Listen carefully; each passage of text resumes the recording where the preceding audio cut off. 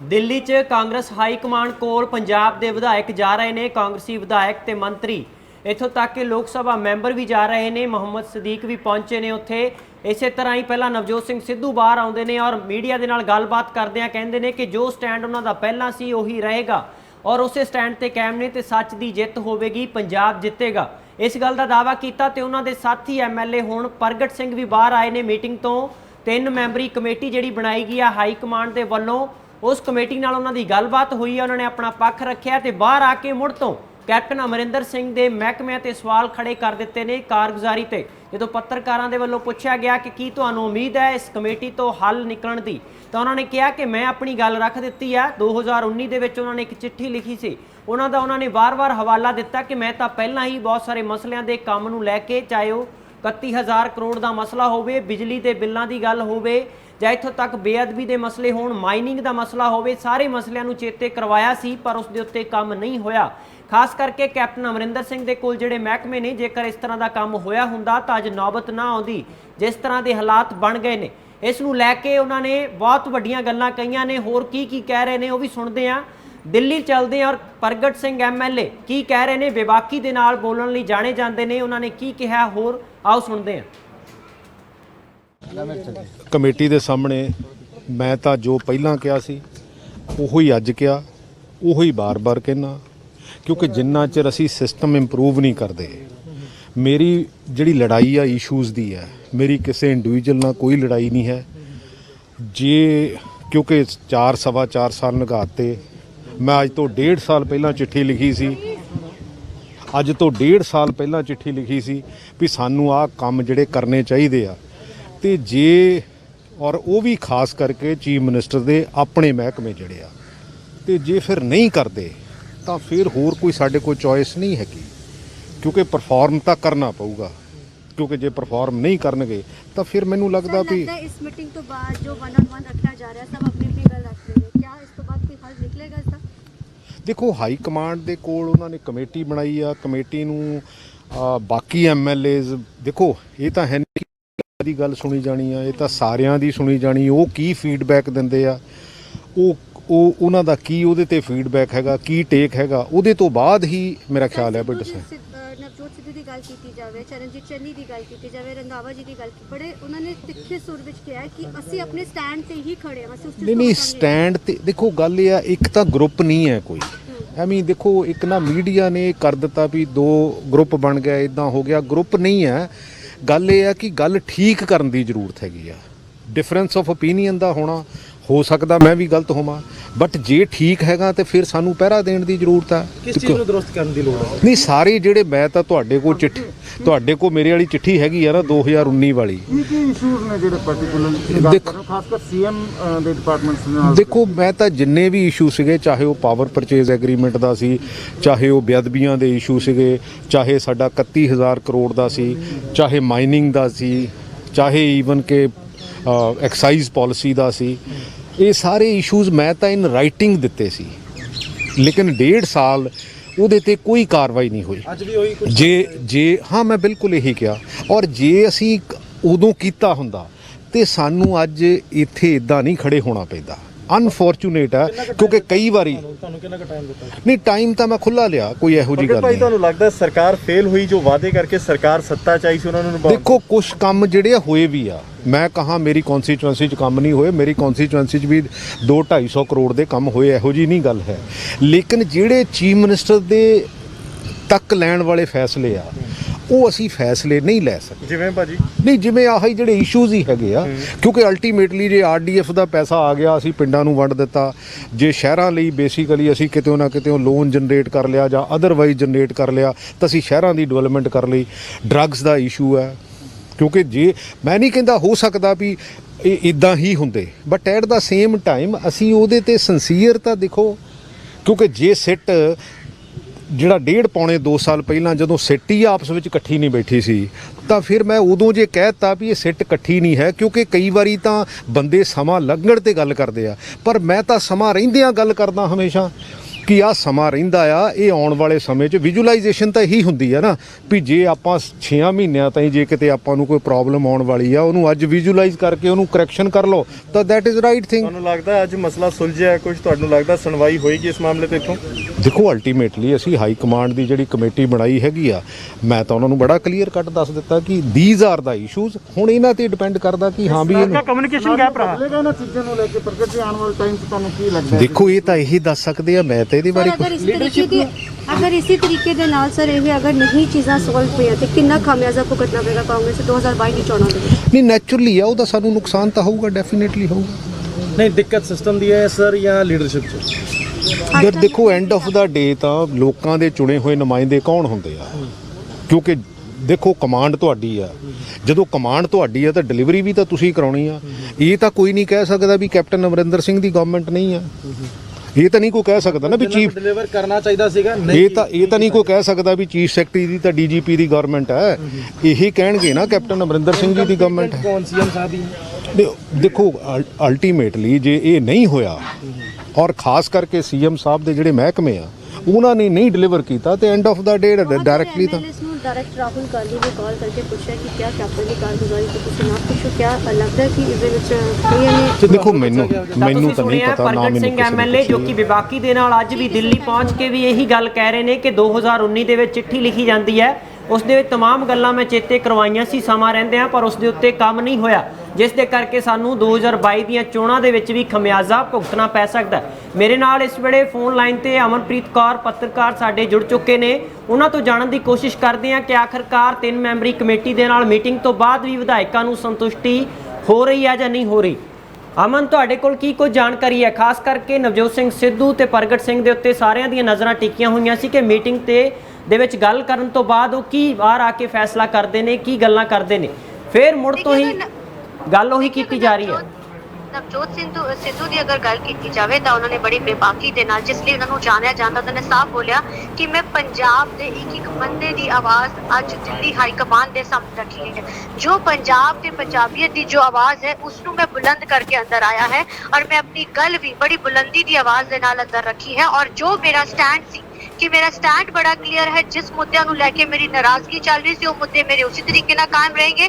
ਪੰਜਾਬ ਦੇ ਵਿੱਚ ਕਾਂਗਰਸ ਦੀ ਸਰਕਾਰ ਵੀ ਬਣੇਗੀ, ਸੱਤਾ ਵਿੱਚ ਵੀ ਆਏਗੀ ਸਰਕਾਰ, ਇਹ ਵੀ ਉਹਨਾਂ ਨੇ ਗੱਲ ਜ਼ਰੂਰ ਆਖੀ, ਲੇਕਿਨ ਇੱਥੇ ਜਿਹੜਾ ਇੱਕ ਵੱਡਾ ਸਵਾਲ ਖੜਾ ਹੋ ਜਾਂਦਾ ਜਿਸ ਤਰੀਕੇ ਦੇ ਨਾਲ ਨਵਜੋਤ ਸਿੱਧੂ ਨੇ ਬੋਲਿਆ ਕਿ ਮੇਰੀ ਨਾਰਾਜ਼ਗੀ जो मेरा स्टैंड हो क्लियर रहेगा, क्योंकि स्टैंड की अगर गल की जाती है तो साफ तौर पर चीज सामने निकल के आती है कि किस तरीके दे नाल जो नवजोत सिद्धू है वो जो एक ट्विटर वॉर कर रहे थे, यानी कि ट्विटर वॉर भी जारी रहेगा, ये भी बहुत देखना अहम रहेगा इस मीटिंग तो बाद, क्योंकि हाई कमान के सामने गल आती है कि जो प्रगट सिंह अंदर मीटिंग करके निकले है तो प्रगट सिंह ने साफ तौर पर कहा है कि 2019 विच भी जो गल्लां अज उन्होंने हाई कमान के सामने रखियां है यही गल्लां उन्होंने पहला भी रखियां सी, जिहड़ी कि कांग्रेस के सामने मुड़ अज सेम वही चीज उन्होंने हाई कमान के सामने रखी है और उन्होंने जिस तरीके नाल हाल ही विच एक प्रेस कॉन्फ्रेंस भी यही गल आखी सी कि पार्टी दे विच जो एक डिफरेंसिस होए है उसनूं दूर करना बड़ा जरूरी है ताकि पार्टी एकजुट होकर 2022 ਦੀ ਚੋਣਾਂ ਦੇ ਵਿੱਚ ਜਿੱਤ ਅਸੀਂ ਹਾਸਿਲ ਕਰ ਸਕਣ। ਉਹਨਾਂ ਨੇ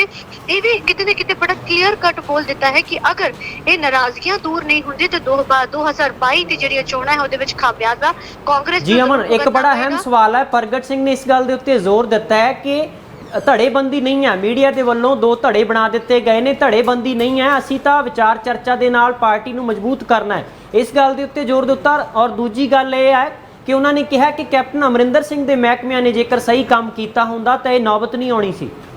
जी हाँ, लड़ाई ही इस चीज से शुरू हुई है। अगर चन्नी की गल की जाए, अगर रंधावा की गल की जाए तो इन्हों चाहे नवजोत सिंह सिद्धू की गल की जाए, जो धड़े के लोग इन्हों के नाराज चल रहे हैं तो उन्होंने साफ तौर पर गल कही है अगर धड़ेबाजी नहीं होंगी तो जोड़े कांग्रेस ਜਿਹੜੇ ਕੈਪਟਨ ਦੇ ਧੜੇ ਦੇ ਜਿਹੜੇ ਮੰਤਰੀ ਹੈ ਜਾਂ ਫਿਰ ਜਿਹੜੇ ਕੈਪਟਨ ਦੇ ਧੜੇ ਦੇ ਜਿਹੜੇ ਐਮਐਲਏਜ਼ ਹੈ ਉਹ ਕਿਉਂ ਬਾਰ-ਬਾਰ ਇਹ ਗੱਲ ਆਖਦੇ ਨੇ ਕਿ ਕੈਪਟਨ ਸਰਕਾਰ ਨੇ ਬਹੁਤ ਸਾਰਾ ਸ਼ਲਾਘਾਯੋਗ ਕੰਮ ਕੀਤਾ ਹੈ, ਕਾਂਗਰਸ ਵਿੱਚ ਕਿਸੇ ਤਰੀਕੇ ਦੀ ਕੋਈ ਨਾਰਾਜ਼ਗੀ ਨਹੀਂ ਹੈ, ਪਾਰਟੀਬਾਜ਼ੀ ਨਹੀਂ ਹੈ। ਸਵਾਲ ਤਾਂ ਇੱਥੇ ਖੜੇ ਹੋ ਜਾਂਦੇ ਨੇ, ਅਗਰ ਧੜੇਬਾਜ਼ੀ ਹੈ ਇसीलिए ਸਭ ਦੀ ਤਲਖੀਆਂ ਸਾਹਮਣੇ ਨਿਕਲ ਕੇ ਆਈਆਂ ਹੈ, ਇसीलिए ਗੁਪਤ ਮੀਟਿੰਗਸ ਰੱਖੀਆਂ ਗਈਆਂ ਸੀ। ਅਗਰ ਉਹਨਾਂ ਦੇ ਵਿੱਚ ਇਸ ਤਰੀਕੇ ਦੀ ਨਹੀਂ ਹੁੰਦੀ ਤੇ ਅੱਜ ਹਾਈ ਕਮਾਂਡ ਨੂੰ 3 ਮੈਂਬਰੀ ਕਮੇਟੀ ਬਣਾਉਣੇ ਦੀ ਨੌਬਤ ਨਾ ਆਉਂਦੀ। 3 ਮੈਂਬਰੀ ਕਮੇਟੀ ਦੇ ਸਾਹਮਣੇ ਸਾਰਿਆਂ ਨੂੰ, ਕਿਉਂਕਿ ਖੁਦ ਹੀ ਆਪਣੇ ਸਵਾਲ ਦਾ ਜਵਾਬ ਦੇ ਕੇ ਚਲੇ ਗਏ ਨੇ ਜਿਹੜੇ ਪ੍ਰਗਟ ਸਿੰਘ, ਉਹਨਾਂ ਨੇ ਸਾਫ਼ ਇਹ ਗੱਲ ਬੋਲੀ ਹੈ ਕਿ ਅਗਰ ਇਸ ਤਰੀਕੇ ਦੀ ਅਗਰ ਸਾਡੀ ਗੱਲਾਂ ਨਹੀਂ ਸੁਣੀਆਂ ਗਈਆਂ ਉੱਪਰ ਕੈਪਟਨ ਅਮਰਿੰਦਰ ਵੱਲੋਂ ਜਾਂ ਉਹਨਾਂ ਦੇ ਵੱਲੋਂ, ਇਸੇ ਲਈ ਸਾਨੂੰ ਇੱਥੇ ਤੱਕ ਪਹੁੰਚਣਾ ਪਿਆ। ਜੀ ਅਮਨ, ਇੱਕ ਹੋਰ ਬੜਾ ਅਹਿਮ ਸਵਾਲ ਹੈ, ਰਾਹੁਲ ਗਾਂਧੀ ਦੀ ਵੀ ਐਂਟਰੀ ਹੋਈ ਮੰਨੀ ਜਾ ਰਹੀ ਹੈ, ਕਈ ਵਿਧਾਇਕਾਂ ਨੂੰ ਫੋਨ ਵੀ ਆਏ ਨੇ, ਇਸ ਬਾਰੇ ਤੁਹਾਡੇ ਕੋਲ ਕੀ ਕੋਈ ਜਾਣਕਾਰੀ ਹੈ? ਕਿਹੜੇ ਵਿਧਾਇਕਾਂ ਨੂੰ ਫੋਨ ਆਏ ਨੇ? देखिए हले कोई लिस्ट ते नहीं कहा जा सकता, लेकिन एक आंकड़ा जरूर सामने निकल गया सी कि 18 ਵਿੱਚੋਂ ਤਕਰੀਬਨ 17 ਦੇ ਕਰੀਬ ਜਿਹੜੇ ਐਮਐਲਏਸ ਦੇ ਕੋਲ ਫੋਨ ਕਾਲ ਜ਼ਰੂਰ ਆਏ ਨੇ, ਲੇਕਿਨ ਔਨ ਦਾ ਰਿਕਾਰਡ ਹਰ ਕਿਸੇ ਨੇ ਬੋਲਣ ਤੋਂ ਸਾਫ਼ ਇਨਕਾਰ ਕਰਤਾ। ਲੇਕਿਨ ਆਫ ਦਾ ਰਿਕਾਰਡ ਕਈਆਂ ਨੇ ਗੱਲ ਆਖੀ ਹੈ ਕਿ ਜਿਸ ਤਰੀਕੇ ਦੀ ਕਾਰਗੁਜ਼ਾਰੀ ਕੈਪਟਨ ਅਮਰਿੰਦਰ ਦੀ ਰਹੀ ਹੈ, ਜਿਸ ਤਰੀਕੇ ਦੇ ਨਾਲ ਉਹਨਾਂ ਨੇ ਗੱਲ ਨਹੀਂ ਸੁਣੀ ਹੈ, ਕਈ ਮੁੱਦਿਆਂ ਨੂੰ ਲੈ ਕੇ ਉਹ ਜਿਹੜੇ ਪਿੱਛੇ ਨਜ਼ਰ ਆਏ ਔਰ ਬੜੀ ਜਿਹੜੀ ਨਾਰਾਜ਼ਗੀਆਂ ਸੀ ਉਹ ਜ਼ਰੂਰ ਜ਼ਾਹਿਰ ਕੀਤੀਆਂ ਗਈਆਂ ਹੈ। ਔਰ ਬਰਗਾੜੀ ਦਾ ਜਿਹੜਾ ਮੁੱਦਾ ਹੈ ਇਹ ਹਰ ਇੱਕ ਜਿਹੜੇ ਕਿ ਐਮਐਲਏ ਹੈ ਮੰਤਰੀ ਵੱਲੋਂ ਜ਼ਰੂਰ ਚੁੱਕਿਆ ਜਾ ਰਿਹਾ ਹੈ। ਉਹਨਾਂ ਦਾ ਸਾਫ਼ ਤੌਰ ਤੇ ਕਹਿਣਾ ਕਿ ਇੱਕ ਜਿਹੜਾ ਅਜਿਹਾ ਇਸ ਬਰਗਾੜੀ ਮੁੱਦਾ ਸੀ ਜਿਸ ਨੂੰ ਲੈ ਕੇ ਹੀ ਅਸੀਂ ਜਨਤਾ ਦੇ ਵਿੱਚ ਜਾਣਾ ਸੀ, ਜਦੋਂ ਉਸ ਦੇ ਉੱਪਰ ਹੀ ਕੋਈ ਚੀਜ਼ ਨਹੀਂ ਕੀਤੀ ਤਾਂ ਕਿਤੇ ਨਾ ਕਿਤੇ ਇਸ ਮੁੱਦੇ ਦੇ ਉੱਪਰ ਸਾਰੇ ਐਮਐਲਏ, ਸਾਰੇ ਮੰਤਰੀ ਇਕਜੁੱਟ ਜ਼ਰੂਰ ਨਜ਼ਰ ਆਏ ਨੇ। ਅੱਜ ਦੀ ਜਿਹੜੀ ਦੂਸਰੇ ਦੌਰ ਦੀ ਜਿਹੜੀ ਅੱਜ ਮੀਟਿੰਗ ਸੀ। ਜੀ, ਜਾਣਕਾਰੀ ਸਾਂਝੀ ਕਰਨ ਲਈ ਸ਼ੁਕਰੀਆ। ਤਾਂ ਇਹ ਸਨ ਸਾਡੇ ਨਾਲ ਪੱਤਰਕਾਰ ਅਮਨਪ੍ਰੀਤ ਕੌਰ ਜੋ ਕਿ ਦਿੱਲੀ ਤੋਂ ਕਵਰ ਕਰ ਰਹੇ ਨੇ ਇਸ ਪੂਰੀ ਮੀਟਿੰਗ ਨੂੰ। ਦੂਜੇ ਦੌਰ ਦੀ ਮੀਟਿੰਗ ਦੇ ਵਿੱਚ ਕੀ ਕੁਝ ਚੱਲ ਰਿਹਾ ਹੈ, ਪਹਿਲਾਂ ਕੀ ਹੋਇਆ, ਆਉਣ ਵਾਲੇ ਸਮੇਂ ਦੇ ਵਿੱਚ ਕੀ ਹੋਵੇਗਾ, ਸਾਰੇ ਮੀਟਿੰਗ ਦੇ ਉੱਤੇ ਸਾਡੀ ਨਜ਼ਰ ਬਣੀ ਹੋਈ ਹੈ। ਪਲ ਪਲ ਦੀ ਅਪਡੇਟ ਤੁਹਾਡੇ ਨਾਲ ਸਾਂਝੀ ਕਰ ਰਹੇ ਹਾਂ। ਇੱਕ ਵਾਰੀ ਫੇਰ ਸੁਣਾਂਗੇ ਕਿ ਪ੍ਰਗਟ ਸਿੰਘ ਐਮਐਲਏ ਜੋ ਕਿ ਪਹਿਲਾਂ ਪ੍ਰੈਸ ਕਾਨਫਰੰਸ ਕਰਕੇ ਵੀ ਸਵਾਲ ਚੁੱਕਦੇ ਨੇ ਆਪਣੀ ਹੀ ਸਰਕਾਰ ਤੇ ਔਰ ਕਹਿੰਦੇ ਨੇ ਕਿ ਇਹ ਵੀ ਨਹੀਂ ਕਿ ਕੰਮ ਨਹੀਂ ਹੋਏ, ਕੰਮ ਵੀ ਹੋਏ ਨੇ, ਪਰ ਫਿਰ ਕਿਹੜੀਆਂ ਗੱਲਾਂ ਨੇ ਜਿਨ੍ਹਾਂ ਨੂੰ ਲੈ ਕੇ ਉਹਨਾਂ ਨੂੰ ਤਸੱਲੀ ਨਹੀਂ ਹੋਈ ਤੇ ਮੁੜ ਸਵਾਲ ਚੁੱਕਦੇ ਨਜ਼ਰ ਆ ਰਹੇ ਨੇ। ਕੈਪਟਨ ਅਮਰਿੰਦਰ ਸਿੰਘ ਦੇ ਖਿਲਾਫ ਹੋਣ ਜਾਂ ਐਮਐਲਏ ਜਾਂ ਉਹਨਾਂ ਦੇ ਪੱਖ ਵਿੱਚ ਹੋਣ, ਸਾਰੇ ਹੀ 3 ਮੈਂਬਰੀ ਕਮੇਟੀ ਕੋਲ ਪੇਸ਼ ਵਾਰੋ-ਵਾਰੀ ਹੋ ਰਹੇ ਨੇ ਤੇ ਐਮਐਲਏ ਪ੍ਰਗਟ ਸਿੰਘ ਪੇਸ਼ ਹੋਣ ਤੋਂ ਬਾਅਦ ਕੀ ਕਹਿ ਰਹੇ ਨੇ, ਆਓ ਫਿਰ ਸੁਣਦੇ ਹਾਂ। ਕਮੇਟੀ ਦੇ ਸਾਹਮਣੇ ਮੈਂ ਤਾਂ ਜੋ ਪਹਿਲਾਂ ਕਿਹਾ ਸੀ ਉਹੀ ਅੱਜ ਕਿਹਾ, ਉਹੀ ਬਾਰ-ਬਾਰ ਕਹਿਣਾ, ਕਿਉਂਕਿ ਜਿੰਨਾ ਚਿਰ ਅਸੀਂ ਸਿਸਟਮ ਇੰਪਰੂਵ ਨਹੀਂ ਕਰਦੇ, ਮੇਰੀ ਜਿਹੜੀ ਲੜਾਈ ਆ ਇਸ਼ੂਜ਼ ਦੀ ਹੈ, ਮੇਰੀ ਕਿਸੇ ਇੰਡੀਵਿਜੂਅਲ ਨਾਲ ਕੋਈ ਲੜਾਈ ਨਹੀਂ ਹੈ। ਜੇ ਕਿਉਂਕਿ 4 ਸਾਲ ਲੰਘਾਤੇ, ਮੈਂ ਅੱਜ ਤੋਂ 1.5 ਸਾਲ ਪਹਿਲਾਂ ਚਿੱਠੀ ਲਿਖੀ ਸੀ, ਅੱਜ ਤੋਂ 1.5 ਸਾਲ ਪਹਿਲਾਂ ਚਿੱਠੀ ਲਿਖੀ ਸੀ ਵੀ ਸਾਨੂੰ ਆਹ ਕੰਮ ਜਿਹੜੇ ਕਰਨੇ ਚਾਹੀਦੇ ਆ, ਤੇ ਜੇ ਔਰ ਉਹ ਵੀ ਖਾਸ ਕਰਕੇ ਚੀਫ ਮਿਨਿਸਟਰ ਦੇ ਆਪਣੇ ਮਹਿਕਮੇ ਜਿਹੜੇ ਆ, ਤੇ ਜੇ ਫਿਰ ਨਹੀਂ ਕਰਦੇ ਤਾਂ ਫਿਰ ਹੋਰ ਕੋਈ ਸਾਡੇ ਕੋਲ ਚੋਇਸ ਨਹੀਂ ਹੈਗੀ, ਕਿਉਂਕਿ ਪਰਫਾਰਮ ਤਾਂ ਕਰਨਾ ਪਊਗਾ, ਕਿਉਂਕਿ ਜੇ ਪਰਫਾਰਮ ਨਹੀਂ ਕਰਨਗੇ ਤਾਂ ਫਿਰ ਮੈਨੂੰ ਲੱਗਦਾ ਵੀ ਇਸ ਮੀਟਿੰਗ ਤੋਂ ਬਾਅਦ ਜੋ 1-on-1 ਰੱਖਿਆ ਜਾ ਰਿਹਾ ਸਭ ਆਪਣੀ ਆਪਣੀ ਗੱਲ ਰੱਖ ਰਹੇ ਨੇ, ਕਿਆ ਇਸ ਤੋਂ ਬਾਅਦ ਕੋਈ ਹੱਲ ਨਿਕਲੇਗਾ ਇਸ ਦਾ? ਦੇਖੋ, ਹਾਈ ਕਮਾਂਡ ਦੇ ਕੋਲ ਉਹਨਾਂ ਨੇ ਕਮੇਟੀ ਬਣਾਈ ਆ, ਕਮੇਟੀ ਨੂੰ ਬਾਕੀ ਐਮਐਲਏਜ਼, ਦੇਖੋ ਇਹ ਤਾਂ ਹੈ ਨਹੀਂ ਦੀ ਗੱਲ ਸੁਣੀ ਜਾਣੀ ਆ, ਇਹ ਤਾਂ ਸਾਰਿਆਂ ਦੀ ਸੁਣੀ ਜਾਣੀ, ਉਹ ਕੀ ਫੀਡਬੈਕ ਦਿੰਦੇ ਆ, ਉਹ ਉਹਨਾਂ ਦਾ ਕੀ ਉਹਦੇ ਤੇ ਫੀਡਬੈਕ ਹੈਗਾ, ਕੀ ਟੇਕ ਹੈਗਾ, ਉਹਦੇ ਤੋਂ ਬਾਅਦ ਹੀ ਮੇਰਾ ਖਿਆਲ ਹੈ ਬਟ ਨਵਜੋਤ ਸਿੱਧੂ ਦੀ ਗੱਲ ਕੀਤੀ ਜਾਵੇ, ਚਰਨਜੀਤ ਚੰਨੀ ਦੀ ਗੱਲ ਕੀਤੀ ਜਾਵੇ, ਰੰਧਾਵਾ ਜੀ ਦੀ ਗੱਲ ਬੜੇ ਉਹਨਾਂ ਨੇ ਤਿੱਖੇ ਸੁਰ ਵਿੱਚ ਕਿਹਾ ਕਿ ਅਸੀਂ ਆਪਣੇ ਸਟੈਂਡ ਤੇ ਹੀ ਖੜੇ ਹਾਂ। ਨਹੀਂ ਸਟੈਂਡ ਤੇ ਦੇਖੋ ਗੱਲ ਇਹ ਆ, ਇੱਕ ਤਾਂ ਗਰੁੱਪ ਨਹੀਂ ਹੈ ਕੋਈ ਐਵੇਂ, ਦੇਖੋ ਇੱਕ ਨਾ ਮੀਡੀਆ ਨੇ ਕਰ ਦਿੱਤਾ ਵੀ 2 ਗਰੁੱਪ ਬਣ ਗਿਆ, ਇਦਾਂ ਹੋ ਗਿਆ, ਗਰੁੱਪ ਨਹੀਂ ਹੈ। ਗੱਲ ਇਹ ਆ ਕਿ ਗੱਲ ਠੀਕ ਕਰਨ ਦੀ ਜ਼ਰੂਰਤ ਹੈਗੀ ਆ, ਡਿਫਰੈਂਸ ਆਫ ਓਪੀਨੀਅਨ ਦਾ ਹੋਣਾ, ਹੋ ਸਕਦਾ ਮੈਂ ਵੀ ਗਲਤ ਹੋਵਾਂ, ਬਟ ਜੇ ਠੀਕ ਹੈਗਾ ਤੇ ਫਿਰ ਸਾਨੂੰ ਪਹਿਰਾ ਦੇਣ ਦੀ ਜ਼ਰੂਰਤ ਆ। ਕਿਸ ਚੀਜ਼ ਨੂੰ ਦਰੁਸਤ ਕਰਨ ਦੀ ਲੋੜ ਹੈ? ਨਹੀਂ ਸਾਰੇ ਜਿਹੜੇ, ਮੈਂ ਤਾਂ ਤੁਹਾਡੇ ਕੋਲ ਚਿੱਠੀ, ਤੁਹਾਡੇ ਕੋਲ ਮੇਰੇ ਵਾਲੀ ਚਿੱਠੀ ਹੈਗੀ ਆ ਨਾ 2019 ਵਾਲੀ, ਕੀ ਇਸ਼ੂਜ਼ ਨੇ ਜਿਹੜੇ ਪਾਰਟਿਕੂਲਰ ਖਾਸ ਕਰ ਸੀਐਮ ਦੇ ਡਿਪਾਰਟਮੈਂਟਸ ਨਾਲ? ਦੇਖੋ, ਮੈਂ ਤਾਂ ਜਿੰਨੇ ਵੀ ਇਸ਼ੂ ਸੀਗੇ, ਚਾਹੇ ਉਹ ਪਾਵਰ ਪਰਚੇਜ਼ ਐਗਰੀਮੈਂਟ ਦਾ ਸੀ, ਚਾਹੇ ਉਹ ਬੇਅਦਬੀਆਂ ਦੇ ਇਸ਼ੂ ਸੀਗੇ, ਚਾਹੇ ਸਾਡਾ 31,000 ਕਰੋੜ ਦਾ ਸੀ, ਚਾਹੇ ਮਾਈਨਿੰਗ ਦਾ ਸੀ, ਚਾਹੇ ਈਵਨ ਕਿ ਐਕਸਾਈਜ਼ ਪਾਲਿਸੀ ਦਾ ਸੀ, ਇਹ ਸਾਰੇ ਇਸ਼ੂਜ਼ ਮੈਂ ਤਾਂ ਇਨ ਰਾਈਟਿੰਗ ਦਿੱਤੇ ਸੀ, ਲੇਕਿਨ 1.5 ਸਾਲ ਉਹਦੇ ਤੇ ਕੋਈ ਕਾਰਵਾਈ ਨਹੀਂ ਹੋਈ। ਅੱਜ ਵੀ ਹੋਈ ਕੁਝ? ਜੇ ਹਾਂ, ਮੈਂ ਬਿਲਕੁਲ ਇਹੀ ਕਿਹਾ, ਔਰ ਜੇ ਅਸੀਂ ਉਦੋਂ ਕੀਤਾ ਹੁੰਦਾ ਤੇ ਸਾਨੂੰ ਅੱਜ ਇੱਥੇ ਇਦਾਂ ਨਹੀਂ ਖੜੇ ਹੋਣਾ ਪੈਂਦਾ।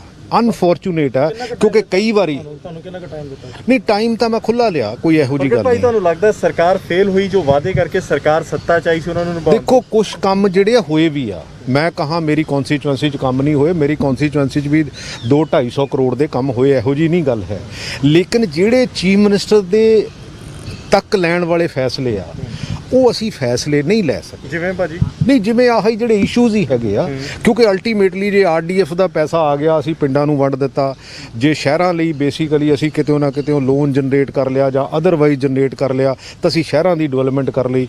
ਡਰੱਗਸ ਦਾ ਇਸ਼ੂ ਹੈ, ਕਿਉਂਕਿ ਜੇ ਮੈਂ ਨਹੀਂ ਕਹਿੰਦਾ, ਹੋ ਸਕਦਾ ਵੀ ਇਹ ਇਦਾਂ ਹੀ ਹੁੰਦੇ, but at the same time ਅਸੀਂ ਉਹਦੇ ਤੇ ਸਿੰਸੀਅਰ ਤਾਂ ਦੇਖੋ, ਕਿਉਂਕਿ ਜੇ ਸਿੱਟ ਜਿਹੜਾ 1.5 ਪੌਣੇ 2 ਸਾਲ ਪਹਿਲਾਂ ਜਦੋਂ ਸਿੱਟ ਹੀ ਆਪਸ ਵਿੱਚ ਇਕੱਠੀ ਨਹੀਂ ਬੈਠੀ ਸੀ, ਤਾਂ ਫਿਰ ਮੈਂ ਉਦੋਂ ਜੇ ਕਹਿਤਾ ਵੀ ਇਹ ਸਿੱਟ ਇਕੱਠੀ ਨਹੀਂ ਹੈ, ਕਿਉਂਕਿ ਕਈ ਵਾਰੀ ਤਾਂ ਬੰਦੇ ਸਮਾਂ ਲੰਘਣ ਤੇ ਗੱਲ ਕਰਦੇ ਆ, ਪਰ ਮੈਂ ਤਾਂ ਸਮਾਂ ਰਹਿੰਦਿਆਂ ਗੱਲ ਕਰਦਾ ਹਮੇਸ਼ਾ ਕਿ ਆਹ ਸਮਾਂ ਰਹਿੰਦਾ ਆ, ਇਹ ਆਉਣ ਵਾਲੇ ਸਮੇਂ 'ਚ ਵਿਜ਼ੂਅਲਾਈਜੇਸ਼ਨ ਤਾਂ ਇਹੀ ਹੁੰਦੀ ਆ ਨਾ ਵੀ ਜੇ ਆਪਾਂ 6 ਮਹੀਨਿਆਂ ਤਾਈਂ ਜੇ ਕਿਤੇ ਆਪਾਂ ਨੂੰ ਕੋਈ ਪ੍ਰੋਬਲਮ ਆਉਣ ਵਾਲੀ ਆ, ਉਹਨੂੰ ਅੱਜ ਵਿਜ਼ੂਅਲਾਈਜ਼ ਕਰਕੇ ਉਹਨੂੰ ਕਰੈਕਸ਼ਨ ਕਰ ਲਓ ਤਾਂ ਦੈਟ ਇਜ਼ ਰਾਈਟ ਥਿੰਗ। ਤੁਹਾਨੂੰ ਲੱਗਦਾ ਅੱਜ ਮਸਲਾ ਸੁਲਝਿਆ ਕੁਝ? ਤੁਹਾਨੂੰ ਲੱਗਦਾ ਸੁਣਵਾਈ ਹੋਏਗੀ ਇਸ ਮਾਮਲੇ ਤੇ ਇੱਥੋਂ?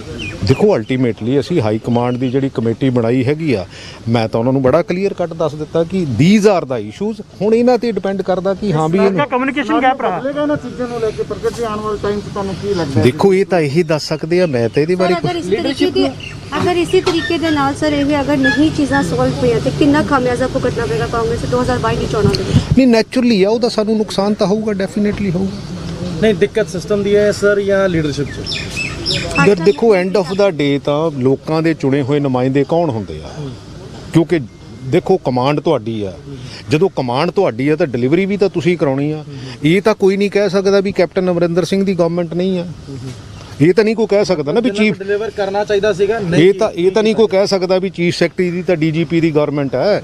ਇਹੀ ਕਹਿਣਗੇ ਨਾ ਕੈਪਟਨ ਅਮਰਿੰਦਰ ਸਿੰਘ ਜੀ ਦੀ ਗਵਰਨਮੈਂਟ ਹੈ। कौन सीएम साहब ही? ਦੇਖੋ ਅਲਟੀਮੇਟਲੀ ਜੇ ਇਹ ਨਹੀਂ ਹੋਇਆ ਔਰ ਖਾਸ ਕਰਕੇ ਸੀਐਮ ਸਾਹਿਬ ਦੇ ਜਿਹੜੇ ਮਹਿਕਮੇ ਆ ਉਹਨਾਂ ਨੇ ਨਹੀਂ ਡਿਲੀਵਰ ਕੀਤਾ ਤੇ end of the day directly ਤਾਂ ਡਾਇਰੈਕਟ ਰਾਹੁਲ ਗਾਂਧੀ ਨੇ ਕਾਲ ਕਰਕੇ ਪੁੱਛਿਆ ਕਿ ਕਿਆ ਕੈਪਟਨ ਦੀ ਕਾਰਗੁਜ਼ਾਰੀ ਤੇ ਤੁਸੀਂ ਨਾ ਪੁੱਛੋ, ਕਿਆ ਲੱਗਦਾ ਕਿ ਇਸ ਦੇ ਵਿੱਚ ਕੋਈ ਦੇਖੋ ਮੈਨੂੰ ਤਾਂ ਨਹੀਂ ਪਤਾ, ਨਾ ਮੈਨੂੰ ਕਿਸੇ ਨੇ ਪੁੱਛਿਆ ਹੀ ਆ। ਠੀਕ ਹੈ ਸਰ, ਥੈਂਕ ਯੂ। ਕਮੇਟੀ